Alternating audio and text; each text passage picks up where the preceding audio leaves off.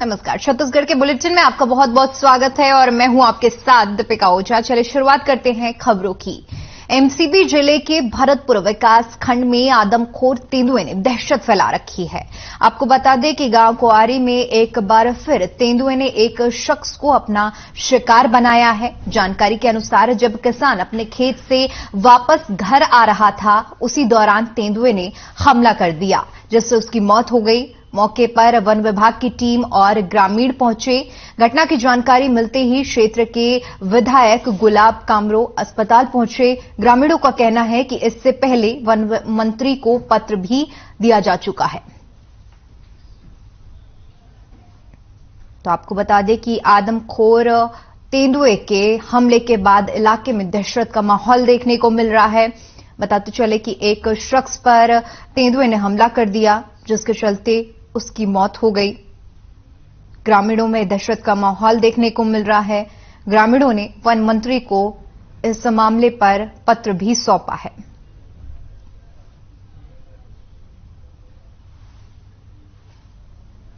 तो तेंदुए के हमले के बाद आपको बता दें कि ग्रामीणों में डर और दहशत का माहौल देखने को मिल रहा है।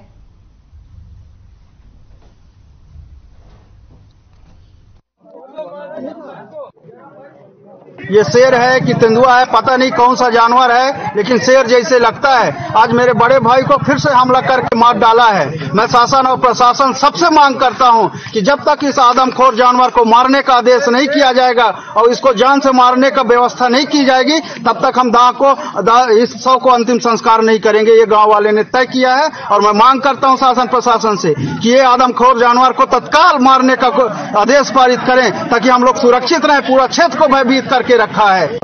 घरे नहा खा वहाँ से हम ही कहा कि नौरिया जाए वाले हम तक शाम को चले गई है, तुम कभी न जाओ घरे कितना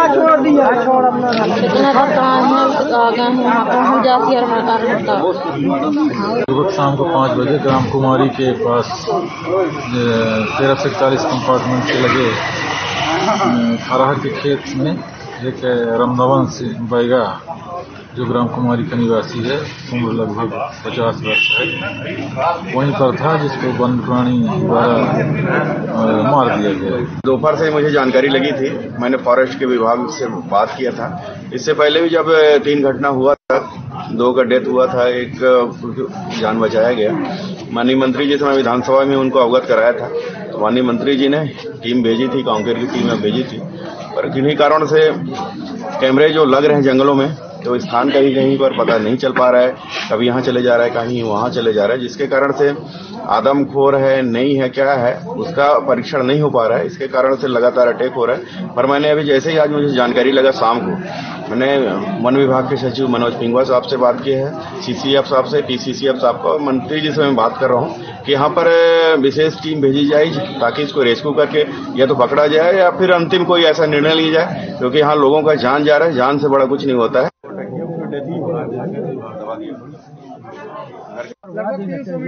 आपको बता दें कि अगली खबर गरियाबंद के राजेम नयापारा वार्ड नंबर 17 से है, जहां पर सिंधी कॉलोनी का यह पूरा मामला है, जहां रामेश्वर देवगन नाम के युवक ने अपनी पत्नी को तलाक की मांग करते हुए लकड़ी की कुर्सी और डंडे से इतनी बुरी तरह से पीट दिया कि घायल पत्नी को अस्पताल में भर्ती कराना पड़ा। पत्नी की तहरीर पर फिलहाल पुलिस ने आरोपी को गिरफ्तार कर जेल भेज दिया है। पीड़िता ने हर खबर न्यूज चैनल को बताया कि उसकी शादी 14 साल पहले हुई थी, लेकिन 1 साल पहले उसका पति महिंद्रा शिवनाथ मोटर में ब्रांच मैनेजर के पद पर काम करने लगा, जिसके बाद से ही उससे तलाक की मांग कर रहा है, जिसको लेकर मारपीट भी हो गई। साथ ही पीड़िता ने बताया कि अभी तलाक को लेकर कुतुब न्यायालय में मामला चल रहा है। पीड़िता ने बताया कि उसके पति का कहना है कि महिंद्रा शिवनाथ मोटर्स के मालिक मनीष गुप्ता का मुख्यमंत्री के साथ उठना बैठना है, जिस वजह से अगर उसे जेल होगी तो भी उसे एक कॉल करने पर छुड़वा लिया जाएगा। जब इस मामले में हर खबर न्यूज के रिपोर्टर ने शिवनाथ मोटर्स के जनरल मैनेजर से बातचीत की, तो उन्होंने कहा ऐसा कुछ भी नहीं है और वो किसी भी एम्प्लॉय द्वारा किए गए गलत काम में कोई योगदान नहीं देंगे। साथ ही अगर आरोपी रामेश्वर देवगन ने क्राइम किया है तो उसको सजा मिलनी चाहिए। मामले में पुलिस ने अब मामला दर्ज कर लिया है और आगे की कार्रवाई की जा रही है।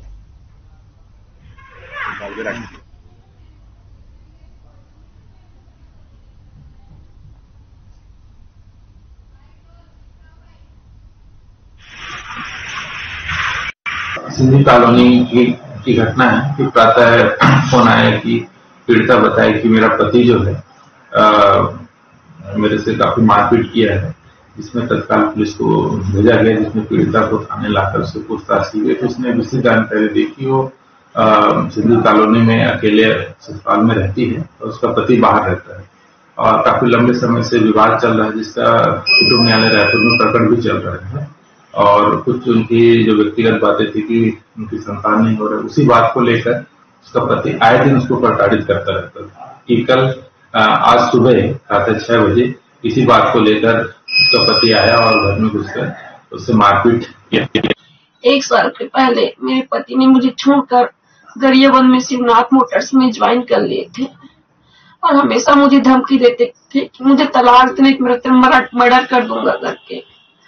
13 तारीख को रात को उन्होंने मुझे मर्डर करने की धमकी दी और 14 तारीख सवेरे को पहुंच गए और दरवाजा खोलते ही मुझे बहुत बेरहमी से लकड़ी के स्टूल में और डंडे से मारा, जिसके कारण मुझे बहुत दर्द हो रहा है।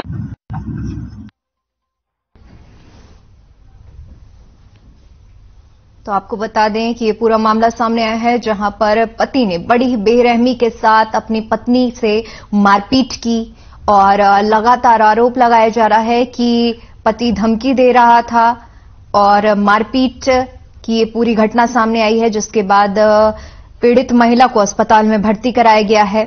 बताते चले कि ब्रांच मैनेजर के पद पर आरोपी कार्यरत था और लगातार अपने मुख्यमंत्री से रिश्ते अच्छे होने और उठना बैठने की बात करते हुए लगातार धमकी दे रहा था कि अगर उसके खिलाफ शिकायत दर्ज कराई गई तो भी वो निकल जाएगा।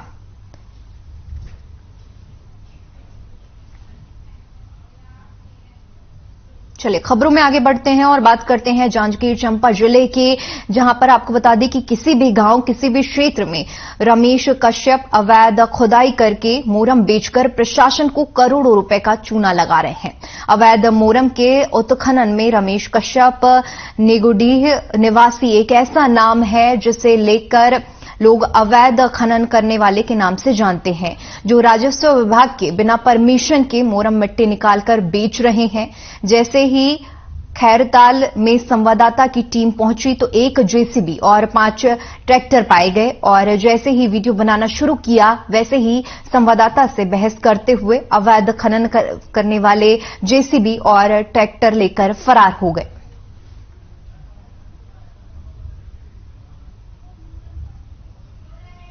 तो तस्वीरें हम आपको दिखा रहे हैं जहां पर अवैध उत्खनन किया जा रहा है, मोरम बेचकर करोड़ों रुपए का प्रशासन को चूना लगाया जा रहा है। बिना परमिशन के ये पूरा काम चल रहा है। जब इस मामले पर हमारी टीम मौके पर पहुंची तो कैमरे को देखकर जेसीबी और ट्रैक्टर चालक मौके से फरार हो गए।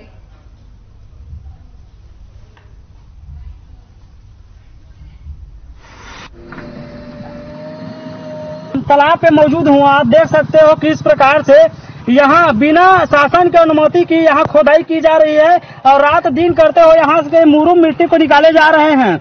बता देना चाहता हूँ यह पूरा मामला जिला जांजगीर चांपा और नवगढ़ ब्लॉक अंतर्गत खरताल गांव की है और जो यहाँ के निगुडी के रहने वाले हैं कोई कश्यप जेसीबी वाले, उसके द्वारा यहाँ जेसीबी से खोदाई की जा रही है और यहाँ के राजस्व विभाग के नियमों के साथ में रखते हुए यहाँ खुल के धज्जे उड़ाई जा रही है। तो कैमरामैन को कहना चाहूंगा, पहले कैमरा को घुमा के दिखाएंगे, आप साफ तौर पे देखा जा सकता है जैसे हम मौके वारदात पर पहुंचे जेसीबी को लेकर कहीं निकल चुके भाग गए हैं और देख सकते हैं किस प्रकार से यहाँ सरपंच का कहा जा सकता है कि या जनप्रतिनिधि का कहा जा सकता है, कहीं न कहीं इन लोगों का भी हाथ यहाँ इसमें नजर आ रही है, जिसे साफ तौर पे टीवी स्क्रीन पर साफ तौर पे देखा जा सकता है कि किस प्रकार से यहाँ राजस्व विभाग के नियमों को ताक कर धज्जियां उड़ाई जा रही है। कैमरामैन को कहना चाहूंगा, पहले जूम करके दिखाएंगे तस्वीर किस प्रकार से देखा जा सकता है। 2 से 3 ट्रैक्टर यहाँ लगी हुई थी और बाकायदा जेसीबी से खोदाई की जा रही थी। इसे साफ तौर पे कहा जा सकता है कहीं न कहीं अधिकारियों के भी इस प्रकार से कहा जा सकता है बंजर भूमि हो गया, शासकीय भूमि हो गया, उसको खोदाई कर दी जाती है। मुरुम मिट्टी को कहीं लेकर पैसे में मोटी रकम कमाई पाने के बाद इस प्रकार से मामला सामने निकल कर सामने आ रही है। रमेश जो कश्यप हैं निगुड़ी निवासी, उसके द्वारा एक जेसीबी और 3-4 ट्रैक्टर से अवैध खनन किया जा रहा है, वहाँ से मुरुम निकाली जा रही है हड़ताल से, क्या कुछ कहना चाहेंगे? अवैध खनन नहीं किया जा रहा है। ग्राम पंचायत से हम लोग बोले हैं कि गांव में तालाब खुदाई हो रहा है जी, मतलब उसमें गांव के जो मुरुम ले जाने चाहते हैं वो ले जा सकते हैं जी, तो उसमें वो लगाए हैं, जबरदस्ती नहीं लगाए हैं जी। बताएंगे महोदय, आपके द्वारा ऐसा कौन से अनुमति मिली है कि राजस्व विभाग के काम को आप लोगों को सहमति दे दी गई है? ऐसा तो बात नहीं है ना, राजस्व विभाग से सहमति नहीं है हम लोग के पास जी, लेकिन ग्राम पंचायत स्तर से हम लोग को गाँव स्तर से तालाब गहरीकरण हो जाए बोल के हम लोग बोले थे। नहीं, बिना प्रस्ताव पारित में होता है जी, बिना प्रस्ताव पारित भाई, उसमें प्रस्ताव पंचायत हम लोग हैं तो करेंगे उसमें। अच्छा, मतलब बिना प्रस्ताव है ना उसमें भाई, दे देंगे ना प्रस्ताव। ऐसा क्या? मतलब प्रस्ताव पारित है कि जेसीबी से मुरुम को निकाल कर कहीं भी ले जा सकते हैं बोल? नहीं, कहीं भी नहीं जी, कहीं भी कैसे ले जा सकता है? कहीं नहीं ले जा सकता। कहाँ लेकर? यही गाँव में ही जा रहा है वो। अच्छा, किस कार्य के लिए जा रहा है? गांव में कोई भी किसान ले जा सकते हैं। अच्छा, गांव में कोई भी, मतलब कहीं का मिट्टी को बिना राजस्व विभाग नहीं, ऐसा नहीं है ना, आप उसको दूसरा मोड़ मत लीजिए। नहीं, मैं उसमें दूसरा मोड़ मत लीजिए। नहीं, मेरे कहने का मतलब ये है महोदय, राजस्व विभाग के काम को आप लोग कर रहे हैं, आपको हम लोग नहीं कर रहे हैं भाई, राजस्व विभाग का गाँव का है गहरीकरण हो जाए बोल के कर रहे हैं हम लोग, उसमें हम लोग उसमें बेच रहे हैं ना कुछ कर रहे हैं जी, ऐसा कुछ नहीं। मतलब कौन सा व्यक्ति है जिसको आप लोगों के द्वारा बोली गई है कि यहाँ से मुरुम को निकालने में बोलकर? किसको? मतलब कौन से व्यक्ति को आप लोगों के द्वारा अनुमति दी गई है ये बोलना चाहते? रमेश को बोले थे हम लोग। हाँ, कहाँ का रहने वाले? निगुड़ी का। अच्छा, निगुड़ी का। तो मतलब कितने वहाँ का कितने ट्रैक्टर मुरुम निकाल लिए हैं करके बोले थे आप? क्या जानकारी है क्या? वैसा नहीं है। हाथ से हाथ जोड़ो यात्रा को लेकर सुकमा नगर पालिका अध्यक्ष जगन्नाथ साहू से हमारे संवाददाता बालक राम यादव ने खास बातचीत की। आइए आपको सुनाते हैं। नगर पालिका सुकमा के अध्यक्ष जी से हम चर्चा करेंगे। उनको अभी उन्हीं से हम बैठे हैं खास मुलाकात में, और उनको यहाँ की जनता प्यार से राजू साहू बोलती है और राजू साहू के नाम से जानते हैं। आखिर उनका नाम जगन्नाथ साहू है, और साहू जी से हम वही चर्चा करेंगे अभी जो कांग्रेस के द्वारा छत्तीसगढ़ में 26 जनवरी से जो अभी हाथ से हाथ जोड़ो यात्रा जो चालू करने जा रही है, शुभारंभ करने जा रही है, इससे हम उन्हीं से ज्यादा चर्चा करेंगे और उन्हीं से हम ज्यादा जानकारी लेने का प्रयास करेंगे। तो अभी उनसे चर्चा करेंगे। तो साहू जी, अभी हाथ से हाथ जोड़ो जो 26 जनवरी से शुरुआत होना है, तो उससे यहाँ की जनता, छत्तीसगढ़ की जनता हो या विधानसभा पर क्या असर होने वाला है, इससे आप क्या कहना चाहेंगे? सबसे पहले आपको, आपके चैनल को नमस्कार।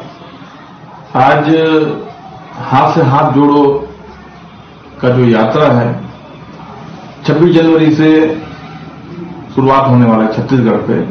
आप सबको पता है कि पिछले कुछ माह पहले राजस्थान के उदयपुर में हमारे कांग्रेस के अधिवेशन नव संकल्प शिविर पे यह निर्णय लिया गया था, पहले भारत जोड़ो यात्रा, उसका जोड़ो का यात्रा का शुभारंभ किया जाएगा।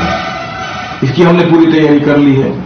हमने यहाँ पर जोन स्तर पर, ब्लॉक स्तर पर, जिला स्तर पर हमने पूरे पर्यवेक्षक नियुक्त कर दिए हैं, पीसीसी को भेज दिया गया है।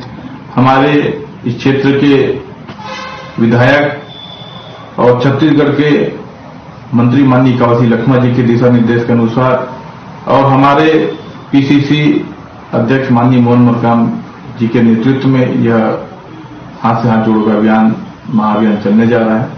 जैसे कि आप सबको पता है कि कन्याकुमारी से हमारे देश के नेता, हमारे कांग्रेस पार्टी के नेता श्री राहुल गांधी जी ने कन्याकुमारी से कश्मीर तक की भारत जोड़ो यात्रा, सफल यात्रा का आयोजन किया है। और आप सबको पता है कि वो लगातार अपने पदयात्रा पे जा रहे हैं और लगभग अपने मंजिल तक कश्मीर तक पहुंचने वाले हैं।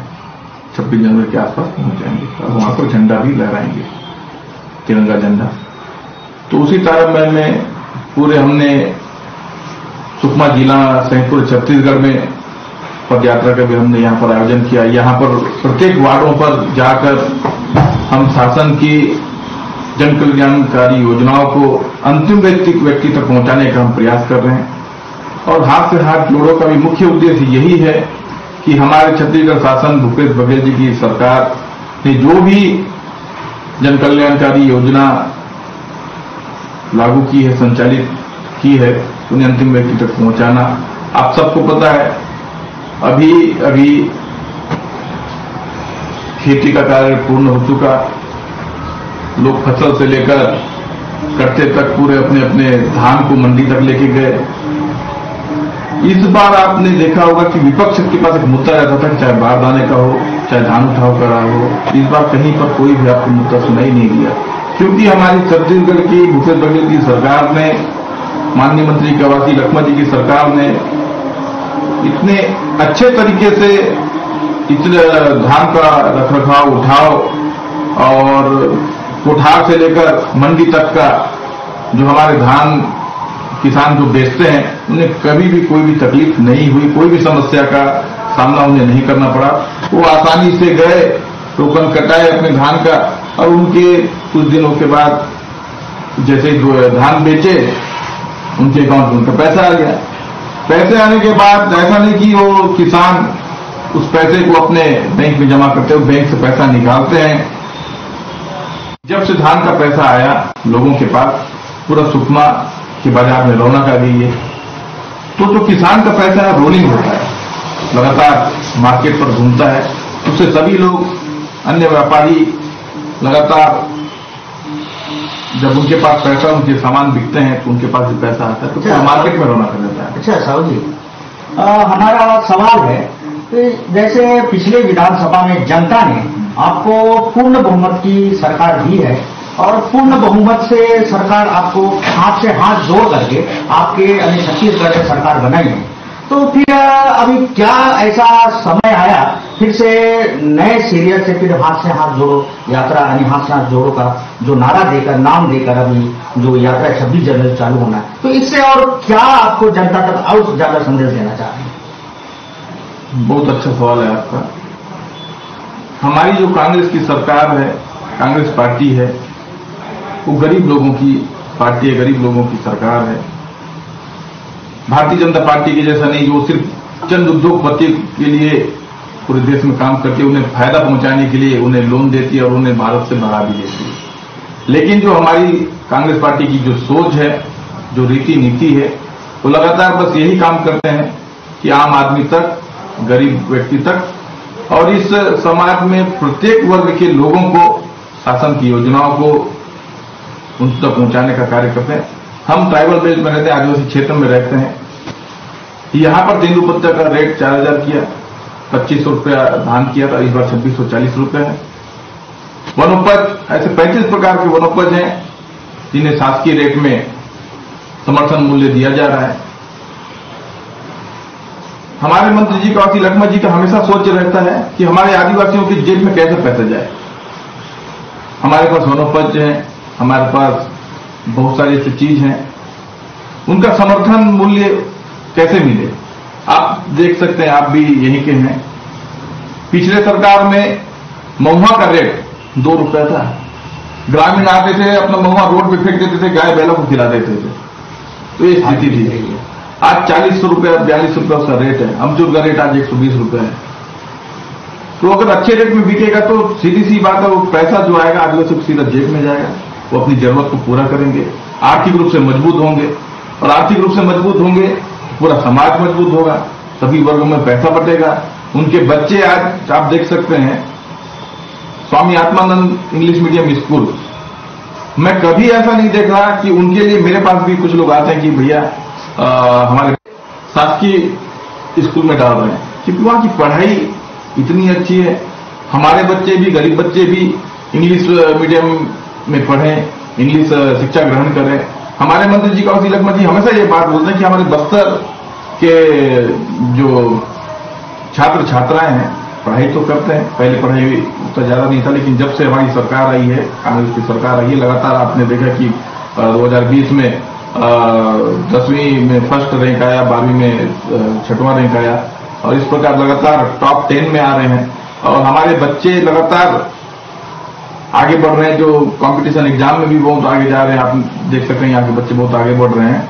तो इसी प्रकार हमारे मंत्री जी कौशी लखमा जी का सोच यही कि हमारे बच्चे सिर्फ बाबू, पुलिस, पटवारी, शिक्षक, शिक्षिका ही क्यों बने, क्यों ना वो IAS बने, क्यों ना SP बने, क्यों ना AFS बने, और बड़े बड़े अफसर क्यों ना बने। क्योंकि हमेशा जो आगे की जो पढ़ाई होती है उसमें इंग्लिश में हमारे बच्चे पीछे हो जाते हैं। इसलिए इंग्लिश को लगातार नींव से ही, बचपन से ही इंग्लिश को कंपलसरी कर रहे हैं स्वामी आत्मानंद इंग्लिश मीडियम के माध्यम से, और लगातार उसमें बहुत अच्छे पढ़ाई चल रहे हैं। और आपने भी देखा कि यहाँ के बच्चे रायपुर में जाकर के अपने परफॉर्मेंस दे रहे हैं। अभी यहाँ के बच्चे फर्स्ट आए हैं डांस ग्रुप में, और यहाँ के हमारे बच्चे कर्नाटक में जाकर के बेंगलोर में अपने यहाँ की संस्कृति को वहां पर रख रहे हैं कि हमारे आदिवासी संस्कृति को उजागर कर रहे हैं, वहां पर सबके सामने रख रहे हैं डांस के माध्यम से, नृत्य के माध्यम से। ध्रुवा नाट्य में यहाँ पर भी उनको बहुत बड़ा मेडल भी मिला, जिसके लिए हम बच्चे को फिर सुकमा जिला उत्तर कांग्रेस पार्टी की ओर से उनको बधाई देते हैं। माननीय मंत्री जी ने बधाई दी उनको।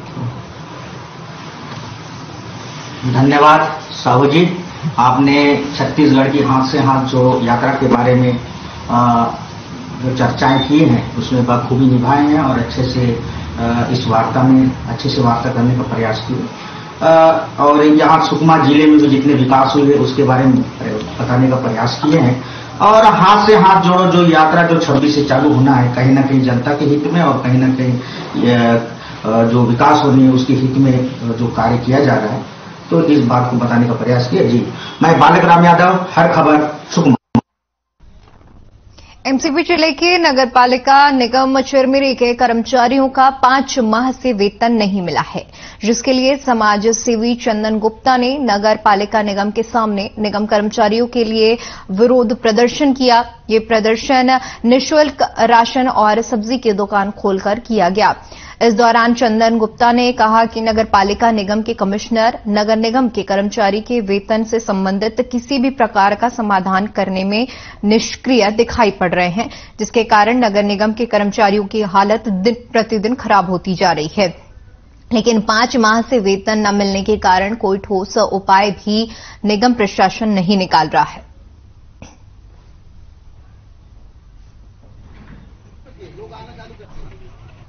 हम पूरी तरीके से टैक्स कलेक्शन पर डिपेंड है, और SECL एरिया होने के कारण अधिकतर टैक्स SECL से आता है, जो कि मार्च के लास्ट में देते हैं। हम उनसे एडवांस में मांग किए हैं, जैसे ही उनसे टैक्स मिलेगा हम अपना भुगतान करेंगे। इसके अलावा हम शासन से भी मांग किए हैं। महीने से नगर निगम के कर्मचारियों का पेमेंट नहीं हुआ है, इसी को लेकर के हम लोगों ने आयुक्त से बात किया था, और आयुक्त साहब ने कहा था कि हम कोशिश कर रहे हैं कि जल्द से जल्द पेमेंट हो जाए। और फंड का उन्होंने रोना रोया था कि फंड हमारे पास नहीं है। हाँ, ये तो है ही है कि नगर निगम है और आपके पास फंड नहीं है, ये तो मतलब समझ में नहीं आ रहा है कि आप ये किस तरह से आप निगम चलाओगे कि आपके पास फंड नहीं है और हर समय फंड का रोना। 4-4 महीने से अगर पेमेंट नहीं मिल रहा तो उनका परिवार कैसे चलेगा, इसको लेकर के एक चिंता है आम नागरिकों के बीच में भी। पगार नहीं मिला है, इसको लेकर नगर निगम कर्मचारियों में बहुत आक्रोश है, लेकिन वो नगर निगम के खिलाफ बोल नहीं पाते हैं। तो बहुत सारे कर्मचारी मेरे पास आए, बोले कि भैया आप मेरे लिए लड़ाई लड़ो, हम आपका साथ देंगे। तो उन्हीं को देखते हुए हम नगर निगम प्रशासन को एक आवेदन दिए थे कि उनका जल्द से 7 दिन में पेमेंट कराया जाए, और नहीं कराएंगे तो हम उनको एक सांकेतिक धरना के रूप में नगर निगम कर्मचारियों को निःशुल्क राशन और सब्जी देकर मैं यहाँ के जनप्रतिनिधि को जगाने का काम करूंगा। सुकमा जिले के बस स्टैंड परिसर पर बीजेपी ने धर्मांतरण को लेकर और 5 सूत्रीय मांगों को लेकर 1 दिवसीय धरना प्रदर्शन किया। बीजेपी ने प्रदेश सरकार पर काला कानून, रासुका कानून के खिलाफ जमकर आरोप लगाए हैं और रासुका कानून को जल्द वापस करने की मांग की जा रही है। वहीं महामहिम राज्यपाल के नाम एसडीएम को ज्ञापन सौंपा गया है, जहां बीजेपी ने रासुका कानून 1980 की धारा 3 की उपधारा छत्तीसगढ़ राजपत्र को धरना स्थल पर राजपत्र दहन किया। बीजेपी जिला अध्यक्ष धनीराम बारसे ने कहा कि स्थानीय नेता कवासी लखमा पर भी गंभीर आरोप लगाए हैं। आदिवासी होकर मशीनरियों को संरक्षण देने के आरोप लगाए हैं।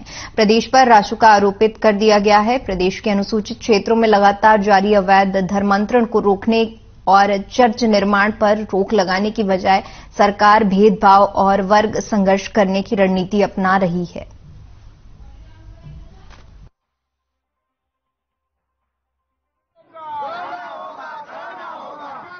उत्तर प्रदेश में जो गुंडागर्दी करने वाले ऐसे भूपेश की कांग्रेस सरकार के खिलाफ जो अभी हमारे जो आदिवासियों के विरोध में पूरे छत्तीसगढ़ में जो रासुका कानून जो लागू किया है, उस कानून के विरोध में आज पूरे छत्तीसगढ़ में सभी जिला मुख्यालयों में भारतीय जनता पार्टी जो है आज प्रदेश नेतृत्व के द्वारा यहाँ पर धर्मांतरण को रोकने के लिए और उस कानून को वापस लेने के लिए भारतीय जनता पार्टी यहाँ पर एकत्रित होकर के एक संदेश देते हुए ताकि तत्काल इसको जो ना भूपेश वगैरह वापस ले, अगर नहीं लेते हैं तो आने वाले समय में उग्र आंदोलन करेंगे। चलिए फिलहाल के लिए इस बुलेटिन में इतना ही। देश और दुनिया की तमाम बड़ी खबरों के लिए बने रहिए हमारे साथ। नमस्कार। हर खबर को छत्तीसगढ़ में लॉन्च किया गया है। मुझे खुशी है कि छत्तीसगढ़ के जमीन से जुड़े हुए खबरों से सरोकार रखते हुए ये छत्तीसगढ़ की सेवा में लीन है। मैं इनको बहुत बहुत बधाई देता हूं और शुभकामनाएं देता हूं कि आने वाले दिनों में, आने वाले महीनों में, आने वाले वर्षों में छत्तीसगढ़ की खबरों से लोगों को जानकारी देते रहें और अपनी कामयाबी के अगले शिखर पर बढ़ते रहें। बहुत बहुत धन्यवाद। जय हिंद।